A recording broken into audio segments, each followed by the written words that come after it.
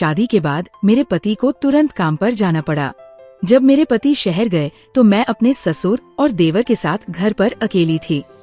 एक बार मेरे ससुर ने मुझसे अपनी पीठ में तेल लगाने को कहा। जब मैं अपने ससुर को तेल लगा रही थी तो मेरा देवर छुपकर मुझे देख रहा था। तभी अचानक मेरी साड़ी की पल्लू सरक गई और उसके साथ ही मेरे ससुर और देवर की आंखें भी सरक गई। फिर उन दोनों ने अपने घोड़े को तेल पिलाया और पूरी रात बिना रुके मुझे हेलो दोस्तों, आज की इस कहानी में आप सभी का स्वागत है। मेरा नाम अवनी है और मेरी अभी अभी शादी हुई है। शादी के बाद मैं ऐसे घर में आई जहाँ एक भी औरत नहीं थी। मैं दिखने में बहुत ही हसीन, सुंदर और अमीर घर की लड़की थी। जब मैं 10वीं कक्षा में थी तब मेरे माता पिता ने मेरी शादी तय कर दी थी। अब मैं 12वीं कक्षा में आ गई थी। तब मेरी शादी दीपक से हो गई। शादी की पहली रात ही दीपक अपने काम से शहर गया हुआ था, लेकिन शादी की पहली रात के बाद जब मैं सुबह उठी तो सामने अपने ससुर को देखी। मैंने उन्हें अपने कमरे के बाथरूम से बाहर आते देखी। शादी के बाद कुछ दिनों तक मैं चुप चुप खामोश रहती थी, क्योंकि मुझे अपने ससुर के सामने बोलने से डर लगता था। अब मेरे पति के शहर चले जाने के बाद मेरा देवर जो 21 साल का था और मेरे ससुर जो 48 साल के थे, मैं उन दो पुरुषों के साथ उस घर में अकेली महिला थी। शादी के दूसरे दिन मैं अपने ससुर की भारी आवाज सुनी और तब से मैं उनके सामने अपना सिर झुका के रहने लगी। मेरे ससुर थोड़ा इधर उधर घूमते रहते थे और मेरा छोटा देवर मेरे आगे पीछे रहता था।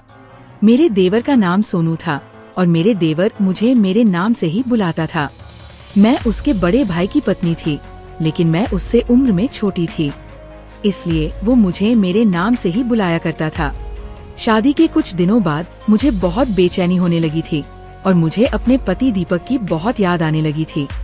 मैं इस वक्त ऐसी हालत में थी कि मैं अपने कमरे से बाहर घर में नहीं जा सकती थी, क्योंकि मेरे घर में 2 मर्द रहते थे। उस दिन दोपहर का खाना बनाते समय अचानक मेरे पेट में दर्द हुआ और मैं रोने लगी। मेरे रोने की आवाज सुनकर मेरा देवर सोनू किचन में आ गया। उसने कहा, भाभी आप ऐसे क्यों रो रही हो? मैं उसे ये नहीं बता सकती थी कि मैं क्यों रो रहा हूँ, लेकिन फिर मैं सोची कि शायद मेरा देवर मेरा रोना रोक सकता है।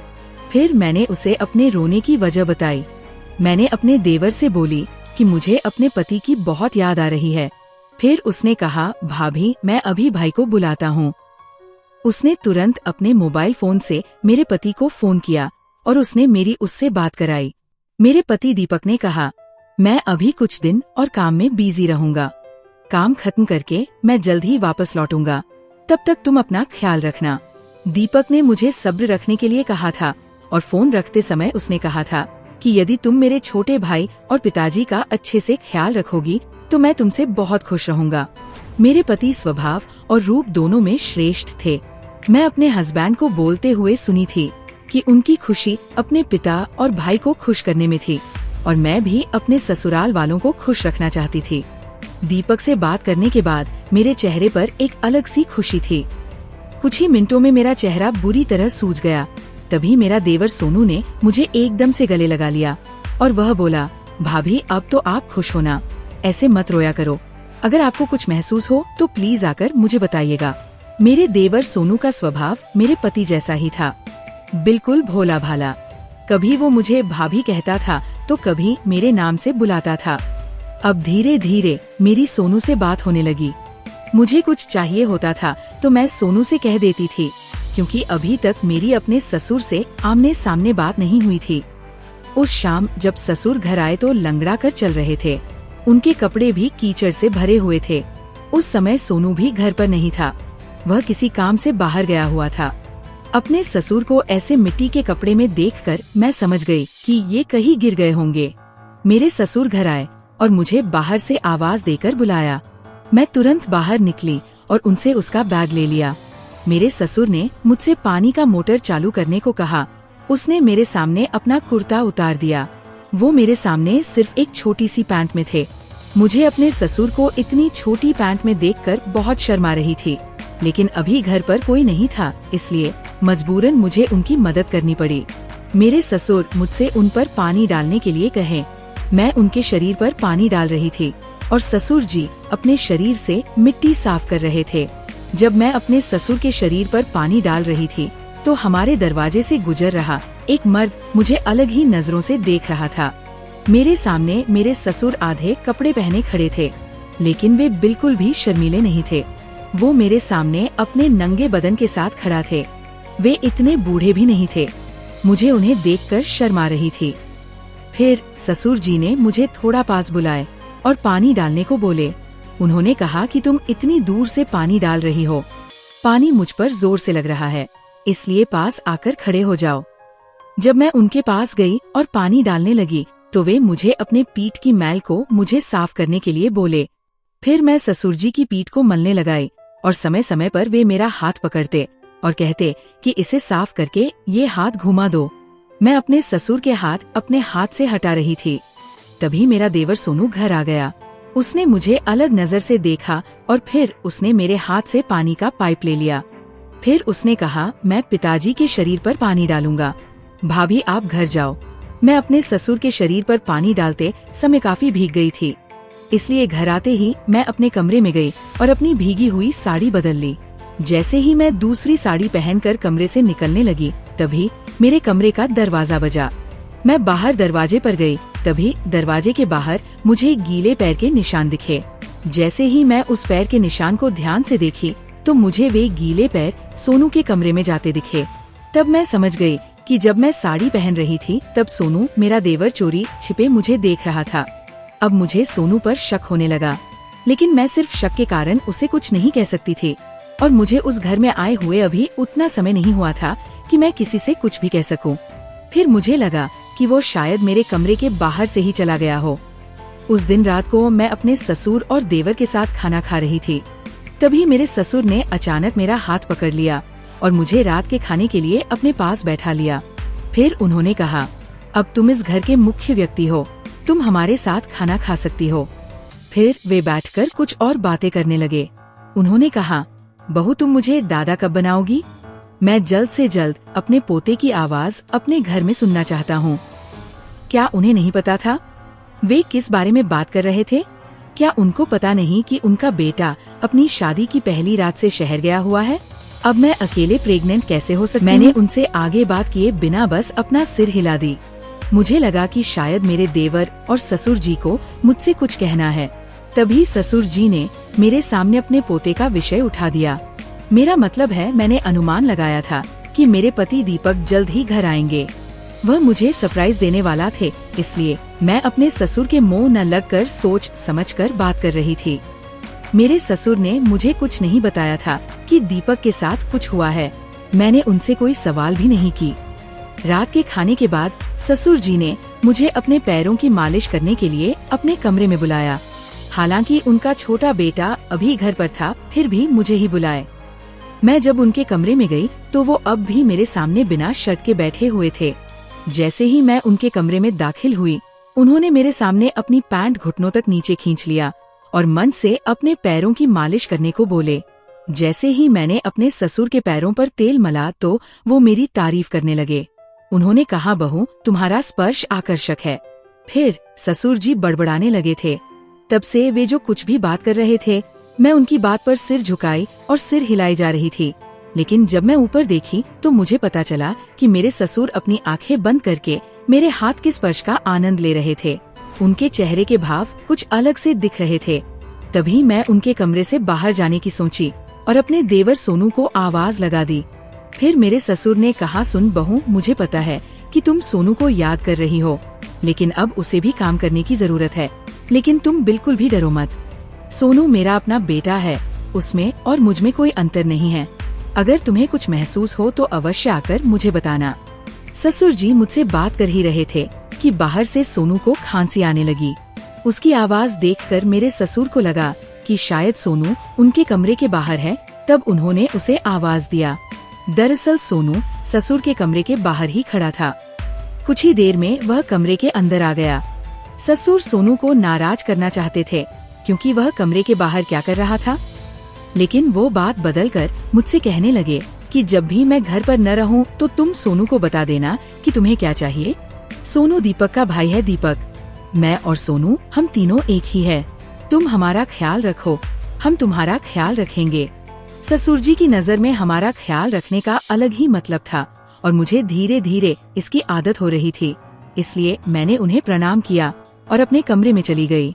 अगली सुबह जब मैं उठी तो देखा कि मेरा देवर सोनू मेरे बगल में सोया हुआ है। सोनू मेरे बगल में सो रहा था, लेकिन इससे भी अधिक चौंकाने वाली बात ये थी कि मेरे ससुर भी मुझे मेरे कमरे के बाथरूम से बाहर आते हुए दिख रहे थे। कल रात उसने मुझसे कहा कि हम दोनों तुम्हारे लिए दीपक की तरह है, और आज जाकर मुझे उनकी बातों का मतलब समझ में आया। आखिर उस घर में मेरे साथ क्या हो रहा था, मुझे कुछ समझ नहीं आ रहा था। ससुर जी मेरे कमरे से बाहर गए। फिर मैंने अपनी आंखें पूरी खोल दी और उठकर बिस्तर पर बैठ गई। जागते ही मैंने सोनू को भी जगाया। फिर मैं उससे बोली, सोनू तुम कहाँ आकर सोए हो? सोनू कहने लगा, अरे भाभी आप डरो मत। रात को अचानक मेरे कमरे का पंखा बंद हो गया, इसलिए मैं नींद में ही अपने बगल वाले कमरे में घुस गया। अब जब आपने मुझे जगा दिया है तो मैं समझ गया कि मैं रात को तुम्हारे कमरे में आया था। रात के अंधेरे में मुझे कुछ दिखाई नहीं दे रहा था, इसलिए मैं गलती से यहाँ पर आ गया। मुझे क्षमा करें और इतना डरने की जरूरत नहीं है। रात को पिताजी आपको बताएंगे कि दीपक भाई क्या है और मैं क्या हूँ। भाई के बाद इस घर पर मेरा ही अधिकार है। घर पर अधिकार होने के साथ साथ इस कमरे में भी मेरा अधिकार है। मैं सोनू को अच्छी तरह समझ गई, लेकिन वह बोलने में बहुत असभ्य था। सुबह उसने मुझसे असभ्य भाषा में बात की थी। उसका ये सब कहना मेरे लिए बहुत बड़ी बात थी, इसलिए मैं अपने पति दीपक को उसके छोटे भाई के व्यवहार के बारे में बताने वाली थी।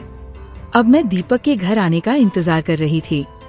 शादी के बाद वो मेरी खुशनुमा सुबह नहीं थी, बल्कि एक अस्त व्यस्त सुबह थी, क्योंकि मैं सुबह उठी तो पाया कि मेरा देवर मेरे बगल में सो रहा है और ससुर जी मेरे बाथरूम से बाहर आ रहे हैं। इतना बड़ा 15 कमरों का घर होने के बावजूद उन दोनों को सोने के लिए मेरे कमरे में बिस्तर और मेरा बाथरूम कैसे दिख जाता है। सुबह से मैं अपने कमरे में बैठी बहस कर रही थी, तभी मुझे बाहर से अपने ससुर की आवाज सुनाई दी। मैं जल्दी से बिस्तर से उठी और कमरे से बाहर चली गई। मैंने 10 मिनट में नाश्ता बनाकर उनके सामने रख दिया। नाश्ता करते समय ससुर जी ने सोनू से कहा, दोपहर को जब प्लम्बर मिस्त्री बाहर के बाथरूम में नल चेक करने आएगा तो तुम घर पर ही रहना, क्योंकि बहू घर में अकेली है। हमारे घर में सिर्फ मेरे कमरे में ही मेरा अलग बाथरूम था, बाकी सबके लिए एक कॉमन बाथरूम था। ससुर जी की बात से अब मुझे समझ आ गया कि कॉमन बाथरूम का नल टूट गया है और इसीलिए सुबह मेरे कमरे के बाथरूम में आ गए होंगे। उस दिन दोपहर के समय प्लम्बर मिस्त्री नल पर काम करने आया था। मेरे ससुर जी अपने काम पर गए हुए थे। मेरे ससुर गांव में एक डेयरी पर काम करते थे। गांव में उनका बहुत नाम था। मेरा देवर सोनू अभी सीख रहा था। दोपहर को नल पर प्लम्बर मिस्त्री के काम पर से जाने के बाद सोनू और मैं घर पर थे। दोपहर के लंच के बाद मैं अपने कमरे में बैठी थी, तभी सोनू मेरे कमरे में आया। उसके हाथ में एक बक्सा था। उसने डिब्बा मेरे सामने रख दिया। फिर सोनू ने कहा, यह पार्सल आपके लिए दीपक भाई ने शहर से भेजा है। पार्सल में एक पंजाबी ड्रेस और मिठाई का डिब्बा था। दीपक ने मेरे लिए एक नोट लिखकर भेजा था। इसमें लिखा था कि प्रिय पत्नी, मैं जल्द ही गांव में वापस आपसे मिलने आऊंगा। दीपक का मधुर संदेश पढ़ने के बाद मैंने तुरंत उसकी भेजी हुई मिठाइयाँ खा ली और मिठाइयाँ खुद के साथ साथ सोनू के साथ भी बांट ली। दीपक का मैसेज पढ़कर मैं इतनी खुश हुई कि मैंने 8 से 10 मिठाइयाँ खा ली। मैंने सोनू को दी हुई मिठाइयाँ ले ली और वो कमरे से बाहर चला गया, जिसके बाद मैंने कुछ देर आराम किया। जब मैं उठी तो बाहर तेज रोशनी देखी। जैसे ही मैं उठी तो मैं अपने चेहरे को धोने के लिए बाथरूम में चली गई। जब मैंने खुद को शीशे में देखा तो हैरान रह गई, क्योंकि मेरा चेहरा और गर्दन पूरी सूज गई थी। मुझे समझ नहीं आया कि 1 घंटे की नींद में मैं इतनी सूज कैसे गई। मुझे याद नहीं था कि सोने के बाद में मैं कितनी बार उठी भी या नहीं। फिर मैं रसोई में अपने लिए खाना बनाने लगी। तभी घर का दरवाजा बजा। दरवाजा खोली तो सामने मेरी बचपन की दोस्त निशा थी। पूनम ने मुझसे कहा, अवनी मैं कल तुमसे मिलने आई थी, लेकिन जीजू ने मुझसे कहा कि तुम सो रही हो। कल दोपहर को पूनम मुझसे मिलने आई थी। इसका मतलब मैं पूरे 1.5 दिन के बाद उठी हूँ। मैं पहले कभी इतनी गहरी नींद नहीं सोई थी। तब पूनम बात कर रही थी। उसने कहा, मैं अपने चाचा के गाँव आई थी। मैं जब सुनी कि तुम्हारी शादी इसी गाँव में हुई है तो मैं तुमसे मिलने तुम्हारे घर आ गई। पूनम ने मुझसे कहा कि अवनी जीजू आपसे बहुत प्यार करते हैं। ये तुम्हारे शरीर से मुझे पता चल रहा है। कल भी जब मैं तुमसे मिलने आई थी तो जीजू तुम्हारे बगल में बैठे थे और तुमसे बहुत खुश लग रहे थे। शादी के बहुत ही कम दिनों में तुम्हारी सेहत निखर गई है। मैं इन सब के चक्कर में पूनम से पूछना भूल गई कि वह कैसी है, लेकिन उससे ये पूछने के बजाय मैं उससे ये पूछना चाहती थी कि वह तब से किसे मेरा पति समझती है। मैंने उससे कहा, तुम सच में जीजू किसे बोल रही हो? फिर उसने कहा, मैं उस आदमी को बोल रही हूँ जो कल तुम्हारे घर में तुम्हारे बिस्तर पर बैठा था। उसका नाम सोनू है ना? पूनम ने मेरे देवर सोनू को मेरा पति समझ लिया। सोनू एक जवान हैंडसम लड़का था। किसी को भी ऐसी गलतफहमी होना स्वाभाविक था, इसलिए मैंने उससे कहा, सोनू मेरा पति नहीं है, वह मेरा छोटा देवर है। मेरे पति शहर में नौकरी करते हैं, जल्द ही वो मुझे शहर ले जाएंगे। फिर पूनम ने कहा, मुझे ये सुनकर अच्छा लगा कि जीजू शहर में नौकरी करते हैं, लेकिन अवनी, जब तुम्हारे पति शहर में हैं, तो तुम यहाँ गांव में अपने ससुर और देवर के साथ क्या कर रही हो? कल जिस तरह तुम अपने बिस्तर पर अपने देवर के साथ बैठी थी, मुझे लगा कि वह तुम्हारा पति है। इतने बड़े घर में अकेली एक महिला है। ये सब देखकर मुझे लगता है कि तुम्हें यहाँ सावधान रहना चाहिए, अन्यथा जितनी जल्दी हो सके अपने पति के साथ शहर चली जाओ। पूनम ने कुछ ही मिनटों में माहौल को बेहद गंभीर बना दिया था, लेकिन उसने जो भी कहा वह सही था। मुझे भी अब घर में उन दो आदमियों के साथ रहना सुरक्षित महसूस नहीं हो रहा था। उनका बातचीत, मेरे देवर का आगे पीछे घूमना, वो सारी चीजें कुछ अलग ही दर्शा रही थी। अब तो हद हो गई। मैं लगभग 1.5 दिन तक सोती रही और घर में किसी ने मुझे इस बारे में कुछ नहीं बताया। मुझे समझ नहीं आया कि एक ही रात में मेरा शरीर अचानक इतना अच्छा कैसे हो गया। जैसे ही पूनम ने माहौल को गंभीर बनाया, उसने मुझे फिर से चिंतन में डाल दिया। वो बोली, जीजू शहर में नौकरी करते हैं तो उनके पास मोबाइल फोन तो होगा ही। क्या वे सोशल मीडिया पर होंगे? मैंने उससे कहा, मुझे इस बारे में कुछ नहीं पता, मेरे पास अपना मोबाइल फोन भी नहीं है। इस पर पूनम ने कहा, तुम बस मुझे जीजू का नाम बता दो, मैं सोशल मीडिया पर उनका नाम सर्च करती हूँ। पूनम ने कुछ ही देर में अपने बड़े मोबाइल में दीपक का नाम सर्च किया। वहाँ मुझे दीपक की कई तस्वीरें देखने को मिली। पूनम को मैं थैंक यू बोली, जिसके कारण मुझे दीपक की कई अच्छी तस्वीरें देखने को मिली, लेकिन मैं कुछ समझ ना पाई। तभी दीपक की तस्वीरें देखने के बाद पूनम तुरंत अपने घर चली गई। पूनम बचपन से ही अपने माता पिता के साथ शहर चली गई थी, तो उसके माता पिता ने उसे अच्छी शिक्षा दी थी और इसीलिए वह इन सभी चीजों से अच्छी तरह वाकिफ थी। मुझसे बातचीत के बाद पूनम अपने मामा के घर के लिए रवाना हो गई। उसके जाते ही ससुर जी और मेरा देवर घर आ गए। मेरा देवर मुझसे नजरें चुराता नजर आया। रात के खाने के बाद ससुर जी मेरे देवर को अपने कमरे में बुलाए। वह लड़खड़ाते हुए उनके कमरे में गया।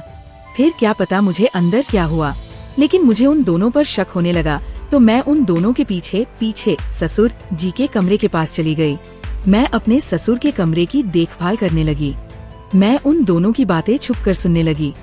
मेरा देवर मेरे ससुर से बात कर रहा था कि पिताजी, ज्यादा जल्दी मत करो। एक तो अवनी भाभी अभी बहुत छोटी है। जब मैं पहली बार उसके साथ सोया तो वो एक ही दिन में पूरी तरह सूझ गई थी। अब हमें कुछ दिन और रुकना पड़ेगा। ससुर ने कहा, तुम मुझे बहुत डरपोक लगते हो। इतनी आकर्षक और खूबसूरत महिला अपने सामने देखकर भी तुम बहुत डरे हुए हो। अब मुझे कुछ मत बताना, मुझे 2 दिन में रिजल्ट चाहिए। ससुर जी सोनू से कैसा रिजल्ट की बात कर रहे थे, मुझे कुछ भी पता नहीं चला। सोनू को मेरे शरीर की सूजन का कारण पता था।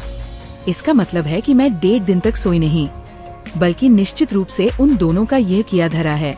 इन दोनों का कुछ लेना देना जरूर है। इससे पहले कि कोई उनके कमरे से बाहर आ जाए और मुझे देख ले, मैं तुरंत वहाँ से अपने कमरे में चली गई। कुछ देर बाद ससुर जी मेरे कमरे में आए। फिर उसने दीपक के नाम से एक डिब्बा मेरे हाथ में रख दिया।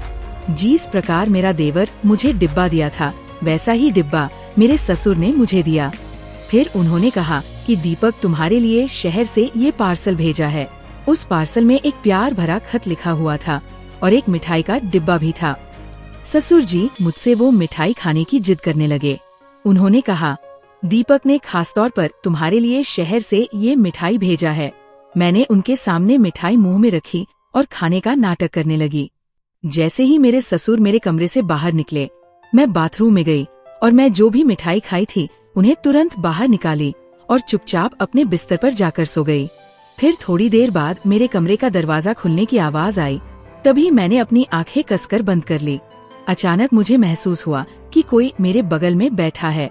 फिर मेरे बदन पर कुछ चलने का एहसास हुआ, जिससे मैं बिल्कुल डर गई थी। उसके बाद मुझे मेरे नीचे में कुछ चुभने का एहसास हुआ। तभी मैं झट से उठकर अपने कमरे की लाइट जला दी। जैसे ही मेरे कमरे की लाइट जली, मेरी सहेली पूनम मेरे कमरे के बाथरूम से हाथ में लाठी लेकर बाहर निकली और मेरे बगल में मेरा देवर बैठा था। उसे देखकर पूनम ने उस पर लाठी चला दी। तब मेरा देवर डर गया और बोला कि भाभी मैंने कुछ नहीं किया है, वह पीटने से बचने के लिए ऐसा कहा। फिर मैं उससे पूछी कि इस घर में मेरे साथ वास्तव में क्या हो रहा है। सोनू से बोली, निशा ने तुम्हारी सारी रिकॉर्डिंग अपने मोबाइल में कर ली है। अब तुम यहाँ मेरे साथ क्या करने आए हो? सब कुछ सच सच बताओ वरना ठीक नहीं होगा। अगर तुमने सच नहीं बताया तो मैं तुम्हें पुलिस के हवाले कर दूंगी। फिर मेरा देवर बताना शुरू किया। उसने कहा, अवनी भाभी, आपकी शादी आपके लिए बहुत बड़ा खतरा है। पिताजी की जिद के कारण दीपक भाई ने आपसे शादी किया जब आप नाबालिग थी। तो पिताजी ने आपकी शादी दीपक भाई से करा दिया, लेकिन उसके बाद दीपक भाई शहर में पढ़ने चले गए थे। तब वहाँ दीपक भाई को एक लड़की से इश्क हो गया और वह उसके साथ वही शादी कर लिए। फिर भाई ने पिताजी के डर से अपनी शादी के बारे में नहीं बताया। तब पिताजी ने भाई की शादी आपसे करवा दिया, लेकिन भाई आपसे शादी नहीं करना चाहते थे। लेकिन पिताजी के डर से उनको आपसे शादी करना ही पड़ा। लेकिन शादी के बाद भाई ने पिताजी को सब बात बता दी। अब पिताजी को अपनी प्रतिष्ठा की चिंता है, तो पिताजी ने मुझसे तुम्हारे करीब आने को कहा ताकि तुम एक बार गर्भवती हो गई तो तुम ये जानकर मुझसे शादी करने के लिए तैयार हो जाती, और इसके हवाला तुम्हारे पास कोई दूसरा रास्ता नहीं रहता, क्योंकि दीपक भाई अब गाँव आने को तैयार नहीं है। कुछ दिन बाद आपके परिवार वाले पूछेंगे कि दीपक कहाँ है, तो इससे पहले कि बदनामी हो जाए पिताजी अपना सर झुका देंगे ताकि लोग समझे कि बहू बुरी निकली। वह अपने देवर के साथ रंगरेलियां मना रही है और उसके बच्चे की माँ बनने वाली है। इस तरह से बदनामी तुम्हारी ही होती, पिताजी की नहीं। इसलिए पिताजी ने ये सारा खेल रचाया है। दीपक भाई ने आपके लिए शहर से कोई पार्सल नहीं भेजा था। 2 दिन पहले जो पार्सल मैं तुम्हारे लिए लाया था वह पिताजी ने मुझे दिया था। वह नोट पिताजी ने खुद लिखा था और मुझे नहीं पता था कि पिताजी ने उस मिठाई में कौन सी दवा डाल दी है। भाई ने खत भेजा है। उस खुशी में आपने सारी मिठाइयाँ खा ली और इस कारण आप पूरे 1.5 दिन तक सोती रहीं। फिर मैंने प्लान के मुताबिक तुम्हारे साथ वो सब करना चाहता था, लेकिन जब भी मैं तुम्हें छूता तो नींद में तुम्हारा मासूम चेहरा देखकर मुझे तुम्हारे साथ कुछ भी बुरा करने की इच्छा नहीं होता। तुम्हारे करीब आने से पहले मैं पिताजी की बातों में आ चुका था और तुम्हारे साथ कुछ भी करने को तैयार था। लेकिन जब सोते हुए मैंने तुम्हारा मासूम चेहरा देखा तो मुझे खुद पर शर्म आने लगी कि मैं ऐसे किसी के साथ कुछ गलत कैसे कर सकता हूँ। इसलिए मैं सारी रात तुम्हारे पास बैठकर गुजार देता और सुबह होते मैं बाहर चला जाता, और इतनी देर तक सोने से आपका पूरा शरीर सूज गया है। अपने देवर की मुंह से सारी सच्चाई सुनकर मेरे पैरों तले जमीन हड़बड़ाकर हिल गई। जिस आदमी से मेरी शादी हुई थी उसने कभी मुझे अपनी पत्नी नहीं माना। दीपक जिस लड़की से प्यार करता था उसके साथ शहर में जीवन शुरू करने के लिए स्वतंत्र था, लेकिन उसने अपने पिता के डर के कारण मुझसे शादी करके मेरी जिंदगी बर्बाद कर दी। ससुर जी अपनी बात और मान पर अड़े रहे। अगर सास होती तो एक बार इन लोगों की बातों के बजाय अपने बेटे की बात को प्यार और समझ के साथ सुन लिया होता तो ये सब भ्रम नहीं होता। कल दोपहर को मैं पूनम के मोबाइल में दीपक की सोशल मीडिया प्रोफाइल देखी थी। मैंने उसमें एक लड़की के साथ उसकी तस्वीरें देखी थीं और तभी मुझे पता चला कि कुछ तो गड़बड़ है। फिर मुझे लगा कि अब तो मेरी जिंदगी बर्बाद हो जाएगी, लेकिन सोनू ने ऐसा नहीं होने दिया। उसने मेरे और अपने बारे में सोचे बिना ये सोचे कि लोग क्या कहेंगे, फिर उसने मुझसे शादी का प्रस्ताव रखा। सोनू ने मेरी जिंदगी बर्बाद किए बिना मुझसे शादी का प्रस्ताव रखा तो मैं उससे शादी के लिए तैयार हो गई। फिर सोनू ही मेरी जिंदगी बन गया और मुझसे शादी कर लिया। हमारी शादी के बाद मेरे ससुर ने दीपक को माफ नहीं किया। मैं भी अपने ससुर को समझ गई कि उनकी अपनी पुरानी सोच विचार ने उनको ऐसी हालत में डाल दिया था। इसलिए मैंने अपने ससुर को माफ कर दिया और अब हम तीनों खुशी खुशी अपने घर में रहने लगे। 1 साल बाद मैं अपने ससुर को दादा बना दी। एक चीज का ध्यान रखिए, आप लोग क्या कहेंगे, इसके बारे में सोचने के बजाय सोचे कि आपके बच्चे क्या महसूस करते हैं और वे क्या चाहते हैं। कभी कभी माता पिता के साथ ऐसा हो सकता है कि वे अपनी इच्छा के अनुसार अपने विचारों को अपने बच्चों पर थोप देते हैं, इसीलिए पहले बच्चों का विचार करना जरूरी समझे। तो दोस्तों, मुझे उम्मीद है कि आपको ये कहानी पसंद आई होगी। अगर आपको ये कहानी पसंद आई हो तो इस वीडियो को लाइक करें और इसी प्रकार की कहानी सुनने के लिए हमारे चैनल को सपोर्ट करें। धन्यवाद। डॉक्टर कहने लगे, आपके भाई का सीटी स्कैन से पता चला है कि सर पर गहरी चोट आई है और भी बॉडी में कहीं कहीं चोटें आई हुई है। हाथ पैर में चोट आई है मगर सर पर गहरी चोट आई है, जिस कारण से मुझे लग रहा है कि वह कहीं अपना याददाश्त ही न खो जाएं। मैंने उनके सर का अच्छे से ट्रीटमेंट किया है, ऐसा होना तो नहीं चाहिए, लेकिन उनके सर का एक नस दब गया है, जिस वजह से ऐसा होने का अनुमान है। मुझे वह कहीं न कहीं बीच की अपनी ज़िंदगी की यादों को खो जाएंगे। यह सुनकर के रणवीर हताश हो गया और वहीं पर बैठ गया। जय रणवीर को संभालते हुए कहने लगा, रणवीर तुम हिम्मत रखो, रूहान को कुछ नहीं होगा। हमारा भाई हमारी आंखों के सामने है ना, उसे कुछ नहीं होगा। डॉक्टर कुछ तो उपाय होगा ना सब ठीक करने का। डॉक्टर कहने लगे, जी मैं जितना हो सकता हूँ मैं कोशिश करूँगा, और अभी पेशेंट को होश आने की देर है, उसके बाद ही कुछ कहा जा सकता है। तभी यह सुनकर के जय कहने लगा, रूहान को कब होश आ जाएगा? डॉक्टर अब तो होश आ जाना चाहिए, 1-2 घंटे और देख लेते हैं। रणवीर खड़ा हुआ और कहने लगा, क्या मैं अपने भाई को देख सकता हूँ? डॉक्टर जी हाँ, आप उन्हें देख सकते हैं। इतना कहकर डॉक्टर वहाँ से चले गए। रणवीर जय के साथ रूहान के आईसीयू में जाता है। अभी भी सनाया वहीं खड़ी थी। जय और रणवीर उसके बगल से होते हुए अंदर चले गए। सनाया दरवाजे पर लगे हुए मिरर से ही उन्हें अंदर जाते हुए देख रही थी। अंदर जाते ही रणवीर रूहान की हालत देखकर उसके पास दौड़कर गया और कहने लगा, भाई तुम्हें कुछ नहीं हो सकता है, मैं तुम्हें कुछ नहीं होने दूंगा और तुम्हारी आरूसी तुम्हारे पास ही आएगी, तुम बिल्कुल फिक्र नहीं करना। इतना कहते हुए उसके आंखों से आंसू टपक पड़े और वह आंसू रूहान के गालों पर गिर गया, जिसे रूहान को हल्की हल्की होश आने लगा और वह धीरे धीरे अपनी आंखें खोलकर देखने लगा। यह देख कर के फ़ौरन से जय ने डॉक्टर को बुलाया।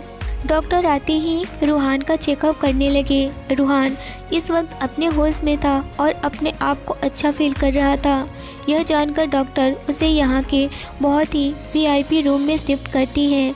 रणवीर कहने लगा, रूहान तुम कैसे हो मेरे भाई? और उसके गले लग गया। रूहान कहने लगा, भाई मैं बिल्कुल सही हूँ, आप बताओ कैसे हो? रणवीर उसके गाल पर हाथ रख करके आंखों में आंसू लिए हुए कहने लगा, तुम बस मेरी आंखों के सामने हो, मैं बिल्कुल सही हो गया हूँ तुम्हें देख करके, मैं अब बिल्कुल सुकून में हूँ। एक पल के लिए तो मेरी जान ही निकल गई थी। यह कहते हुए रणवीर की आंखों से आंसू टपक पड़े। यह देख करके रूहान कहने लगा, भाई यह बिल्कुल अच्छी बात नहीं है, मैं पढ़ाई करके आ रहा था और मेरा प्लान क्रैश हो गया, तो इसमें मेरी क्या गलती है? और ना ही आपकी गलती है। आपको या फिर मुझे किसी को भी नहीं पता आप इस तरह से क्यों परेशान हो रहे हैं। अभी मुझे 1 साल तक पढ़ाई कंप्लीट करनी है भाई, मैं फिर से फ़ौरन जाना चाहूँगा। यह सुनकर के रणवीर चौंक गया मगर कोई रिएक्ट नहीं किया। वह समझ रहा था कि डॉक्टर की बात, क्योंकि डॉक्टर ने बताया था कि रूहान की याददाश्त ज़िंदगी के किसी भी टाइम पर खोई हुई होगी। वहीं से वह याददाश्त ख़त्म, मतलब कि वह अभी फ़ौरन में ही अभी पढ़ाई कर रहा है। अभी वह 2 साल पहले जा चुका है।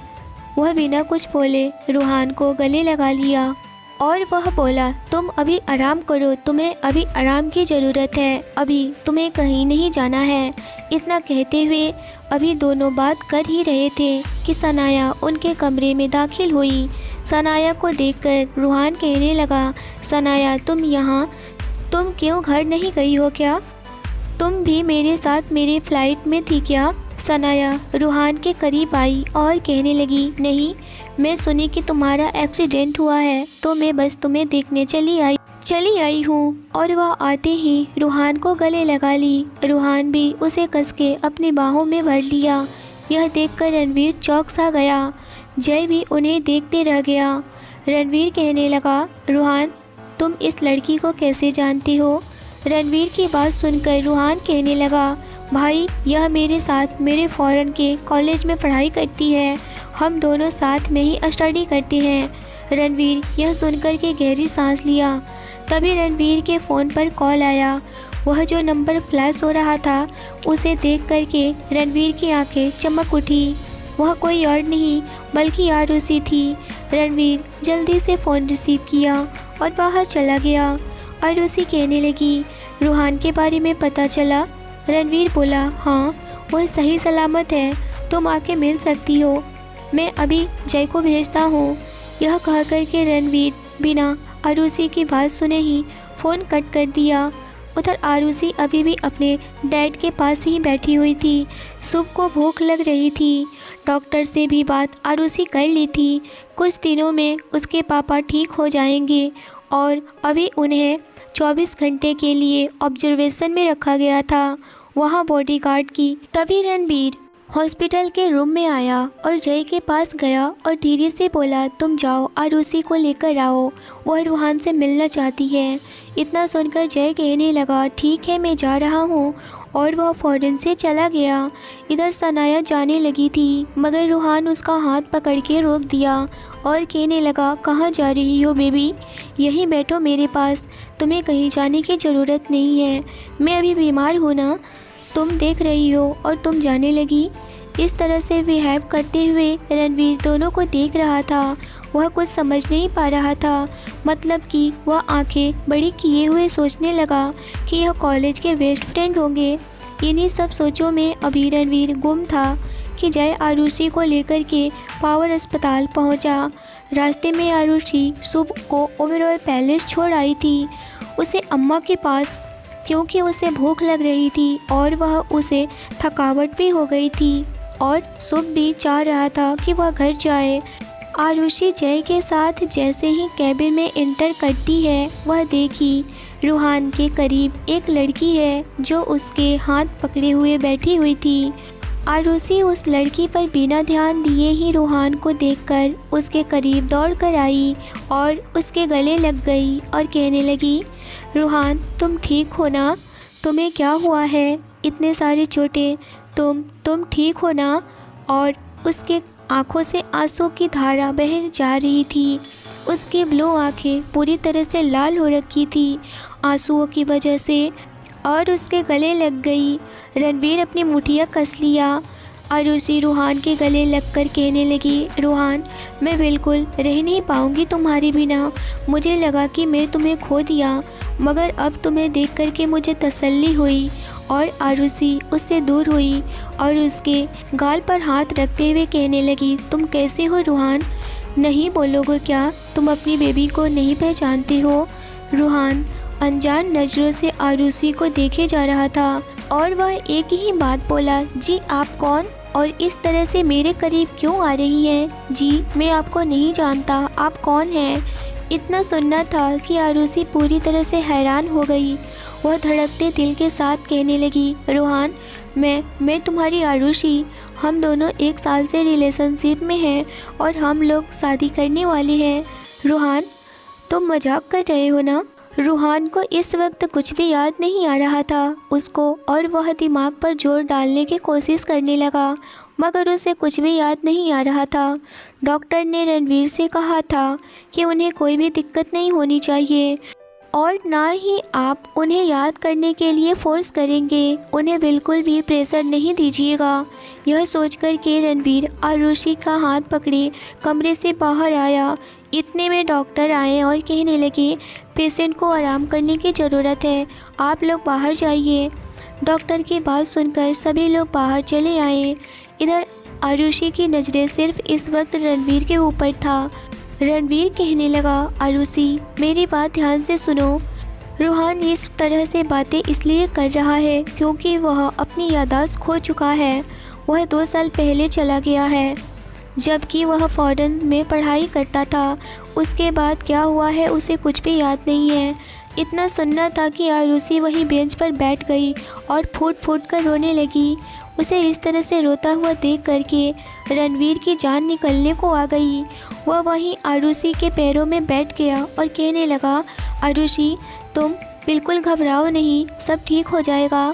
आज नहीं तो कल रूहान को याद आ ही जाएगी। इस वक्त आरुषि अपने होश में नहीं थी और वह रोते हुए कहने लगी, मैं अब क्या करूँगी रणवीर, रूहान को तो मैं बिल्कुल भी याद ही नहीं हूँ। तभी यह बातें कहते हुए रणवीर के पीछे वह शनाया खड़ी थी। उस पर आरुषि का ध्यान गया। वह फ़ौरन से खड़ी हो गई। आरुषि सनाया के पास गई।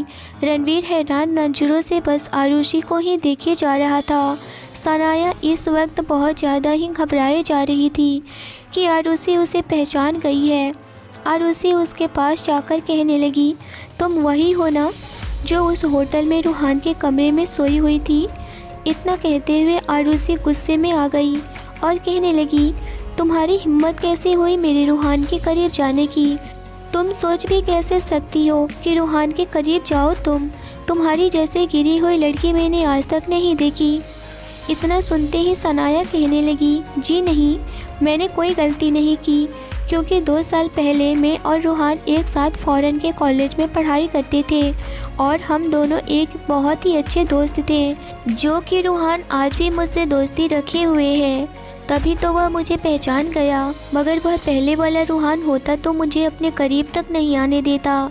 मैं रूहान से बहुत मोहब्बत करती हूँ कॉलेज के टाइम से ही, पर रूहान तो तुम्हारे प्यार में पागल था।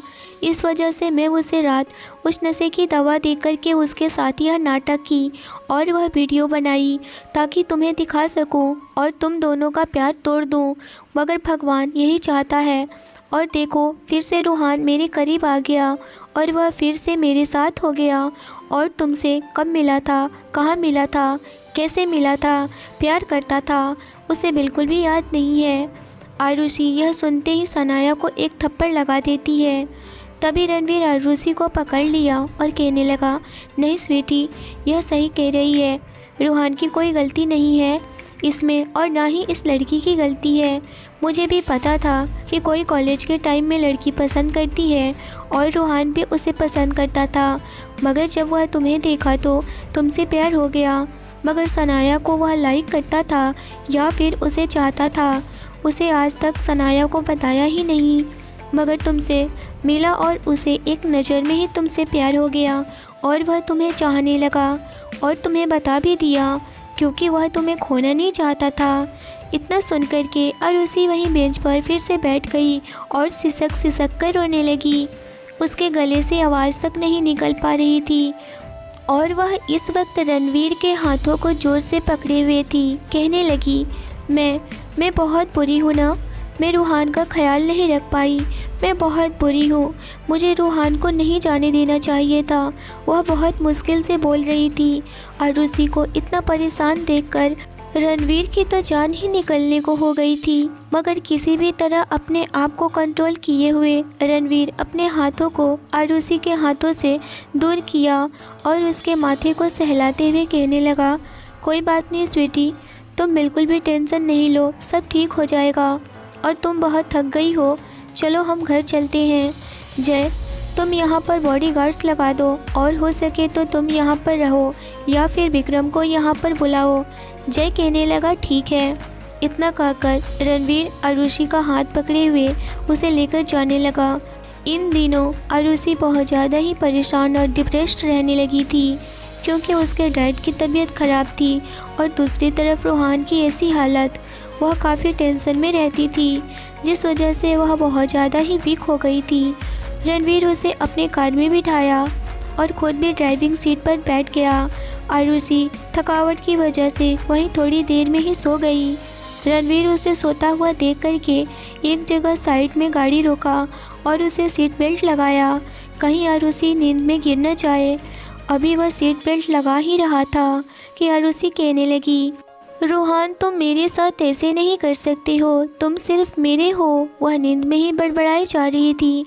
रणवीर के चेहरे पर एक स्माइल आ गई और वह आरुषि के चेहरे पर आए हुए बालों को हटाता है और उसके माथे पर किस कर दिया और कहने लगा, आरुषि तुम सच में बहुत अच्छी हो, तुम सबके बारे में सोचती हो सिवाय मेरे, मगर मैं इस वक्त तुम पर कोई भी जोर ज़बरदस्ती नहीं कर सकता हूँ। बस मैं तुम्हें प्यार से ट्रीट कर सकता हूँ क्योंकि तुम्हें इस वक्त प्यार की ज़रूरत है। यह कहते हुए रणबीर कार स्टार्ट कर दिया और वह ओबेरॉय पैलेस की तरफ बढ़ गया। 10 मिनट में ही वह ओबेरॉय पैलेस पहुँच गया। आरुषि अभी भी नींद में थी। रणबीर उसे उठाना सही नहीं समझा। आरुषि को गोद में उठाया और उसे ऊपर ले जाने लगा। अम्मा ये देखकर बोलने को हुई, मगर रणवीर इशारे से उन्हें चुप रहने को कहा और वह आरुषि को सुला के कमरे में आया और कहने लगा, अम्मा आप जाकर रूहान से मिल लीजिए। अम्मा कहने लगी, बेटा आरुषि को क्या हुआ है?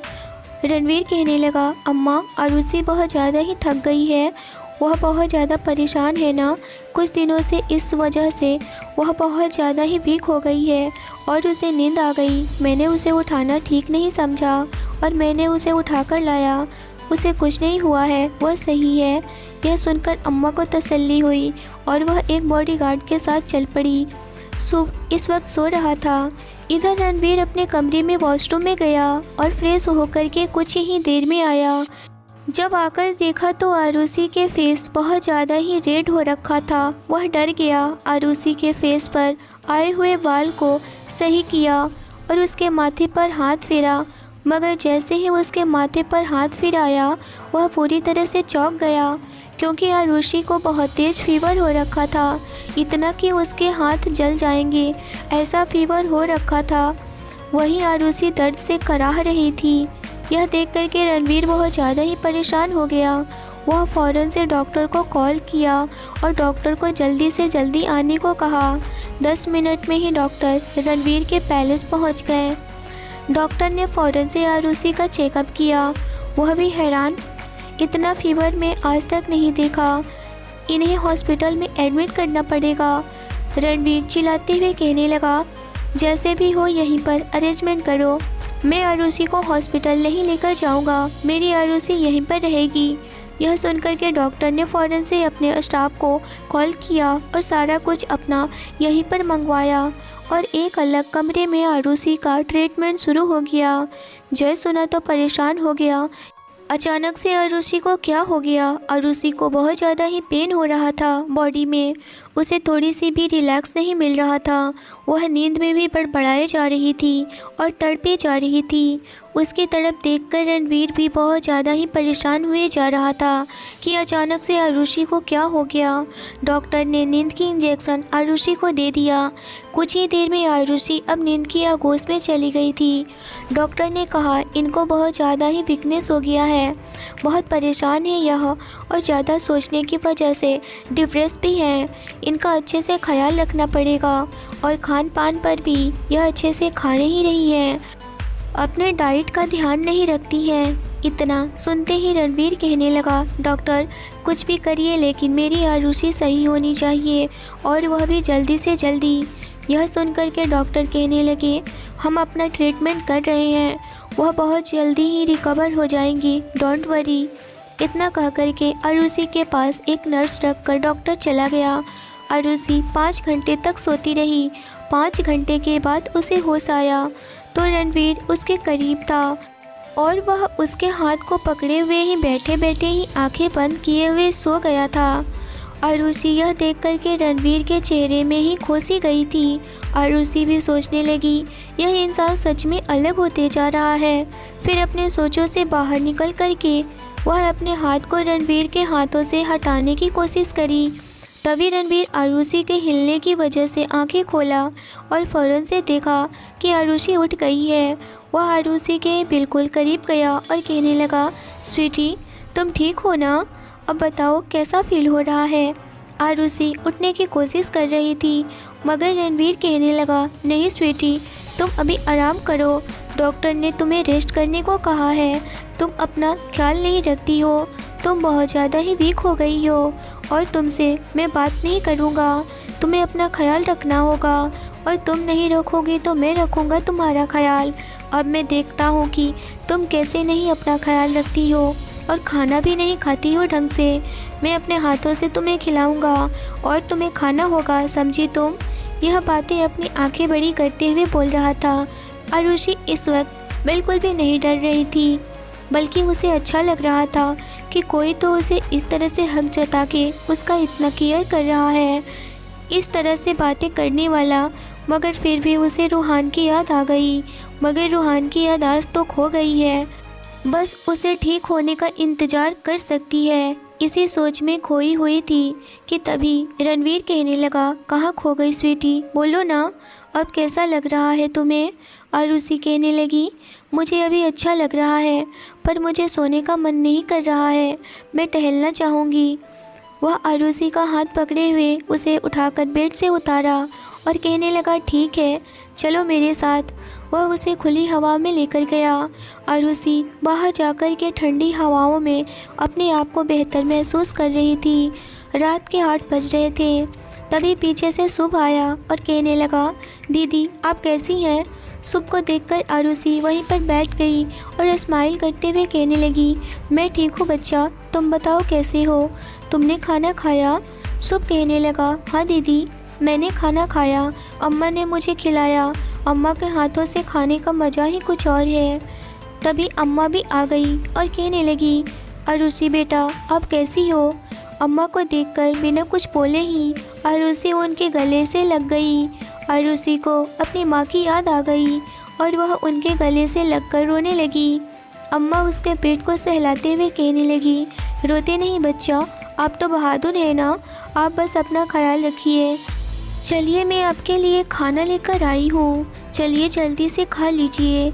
अम्मा को पहले से पता था कि आरुषि की माँ नहीं है और वह माँ की कमी हमेशा से महसूस की है, इसीलिए शुभ को अपने बच्चे के जैसे ही केयर कर रही थी और आरुषि का भी। आरुषि उससे दूर हुई और कहने लगी, अम्मा अभी मुझे भूख नहीं है, आप रख दीजिए, मैं बाद में खा लूँगी। रणवीर अम्मा को इशारा किया तो अम्मा कहने लगी, ठीक है बेटा, मगर टाइम से आप खा लीजिएगा और अपना ख्याल रखिएगा। और वह शुभ के करीब गई और कहने लगी, चलो शुभ बेटा हम लोग चलते हैं, हम लोग वीडियो गेम खेलते हैं। शुभ तो खुश हो गया और कहने लगा, दीदी आप जल्दी से ठीक हो जाइए, फिर मैं आपके साथ भी वीडियो गेम खेलूँगा। तभी रणवीर कहने लगा, हाँ छोटो चैम्पियन, वीडियो गेम अभी खेल रहे हैं चैम्पियन, मगर स्कूल भी जाना है, बहुत जल्द मैं इन सब चीज़ों से निपट जाऊं तो मैं छोटे चैम्पियन का अच्छे से स्कूल में एडमिशन कराऊंगा और वह पढ़ाई करेगा। वीडियो गेम बाद में, अभी 2 दिन मौज मस्ती कर लो। इतना सुनकर इस बार शुभ बिल्कुल भी चिढ़ा नहीं। चैम्पियन बोलने पर रणवीर भी इस बार हैरान था और कहने लगा, शुभ अब क्यों, प्रॉब्लम नहीं है क्या मेरे छोटे चैम्पियन बोलने से। शुभ स्माइल करते हुए कहने लगा, नहीं जीजू आप बहुत अच्छे हो। आज पहली बार शुभ के मुंह से जीजू सुनकर रणवीर की आंखों में एक चमक आ गई और उसके होठों पर स्माइल आई। वह फ़ौरन से आरुषि की तरफ देखने लगा। आरुषि भी शुभ को ही देख रही थी, मगर इस बारे में कुछ नहीं बोली, लेकिन शुभ को सोने के लिए बोली, बच्चा अब जाओ आराम करो। अम्मा भी स्माइल करते हुए शुभ को लेकर चली गई। आरुषि वहीं फिर से टहलने लगी। अचानक से उसका पैर लड़खड़ाने लगा तो रणवीर इस वक्त आरुषि पर ही नज़र बनाए हुए था।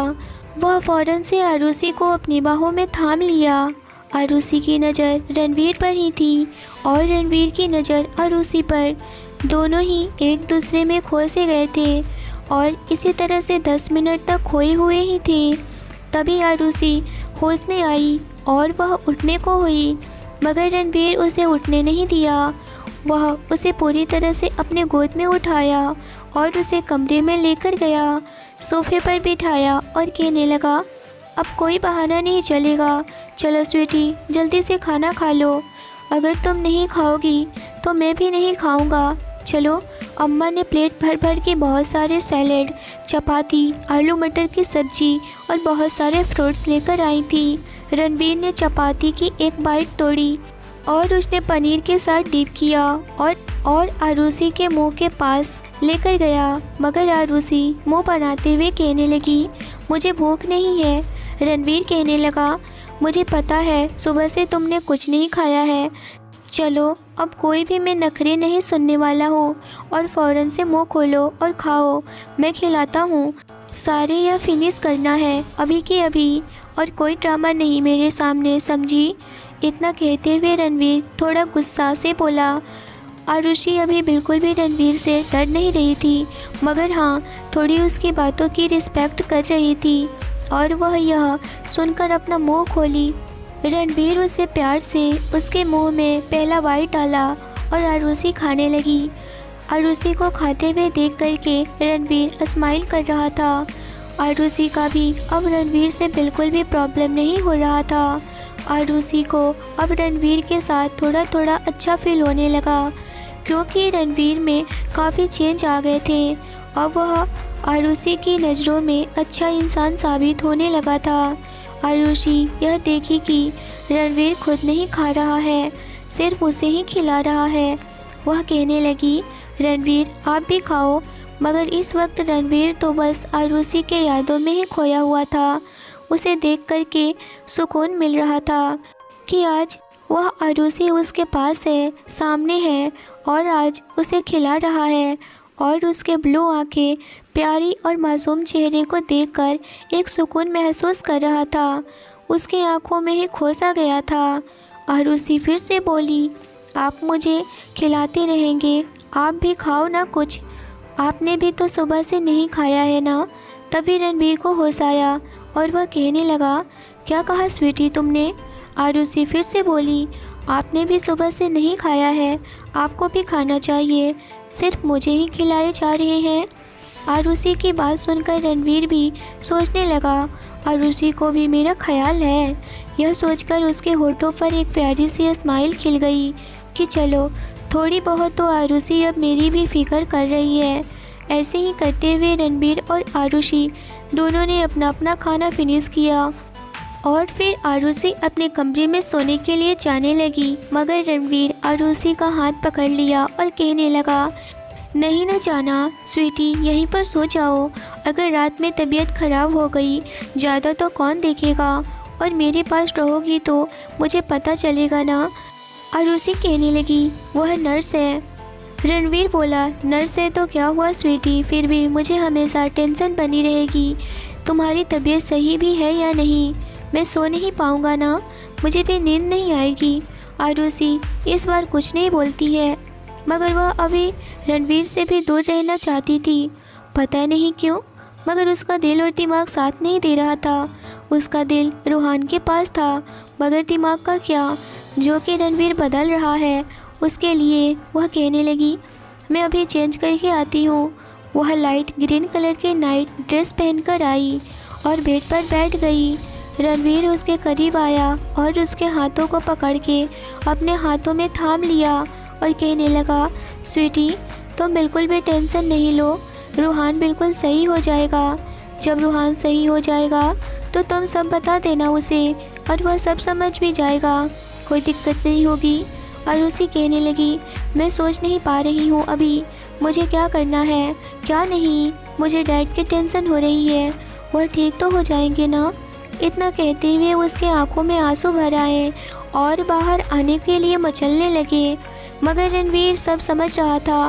वह कहने लगा, स्वीटी तुम बिल्कुल टेंशन नहीं लो, मैं ब्रिजमोहन जी को कुछ भी होने नहीं दूंगा, और ना ही रूहान को और ना ही तुम्हें।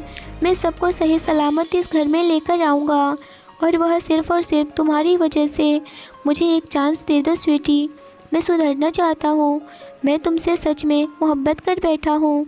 मैं तुम्हारे बिना अपनी ज़िंदगी में एक कदम भी आगे नहीं बढ़ सकता हूँ। मैं अपनी बातों को बता नहीं पा रहा हूँ, मैं कैसे एक्सप्लेन करूँ कि मैं कितना प्यार करता हूँ तुम्हें। आरुषि इस वक्त सिर्फ रणवीर को ही देख रही थी, जहाँ सच्चाई और प्यार भरा था, जो कि आरुषि की आंखों में देखकर यह सारी बातें बोले जा रहा था।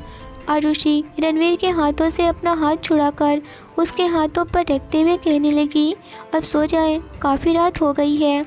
यह सुनकर रणवीर एक गहरी सांस लिया और कहने लगा, हाँ स्वीटी, सो जाती है ना, और आरुषि को अच्छे से कवर करके उसे लेटा देता है और खुद भी उसके बगल में लेट जाता है। वह आज आरुषि को अपने बाहों में नहीं लपेटा था। वह आज कुछ अनकंफर्टेबल सा फील कर रहा था। उसे हिचकिचाहट हो रही थी आरुषि के करीब जाने में। आरुषि को भी यह सब चीज़ें अलग लग रहा था कि रणवीर चेंज है। आरुषि भी अब धीरे धीरे रणवीर की तरफ खींची जा रही थी, क्योंकि रणवीर अब पहले जैसा उसके साथ ज़बरदस्ती नहीं कर रहा था, बल्कि वह उसे तो केयर और प्यार कर रहा था, प्यार दे रहा था, उसे समझ रहा था। ऐसे ही दिन गुजरते गए और कुछ दिन बाद ब्रिजमोहन जी घर आ गए और वह भी ओबेरॉय पैलेस में ही आए। उधर रूहान भी बहुत ज़्यादा रिकवर हो चुका था और वह भी अपने घर आ चुका था। तो अब क्या होगा? क्या आरुषि और रणवीर एक हो जाएंगे या रूहान की याददाश्त वापस आ जाएगी?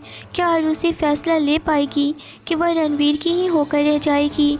यह जानने के लिए स्टोरी के साथ बने रहें। स्टोरी अच्छी लगी हो तो लाइक करिए, चैनल पर पहली बार आए हो तो चैनल को ज़रूर सब्सक्राइब करिए। अगर आपको स्टोरी अच्छी लगी हो तो कमेंट में ज़रूर बताइए। मिलते हैं एक इंटरेस्टिंग एपिसोड के साथ। Thanks for watching.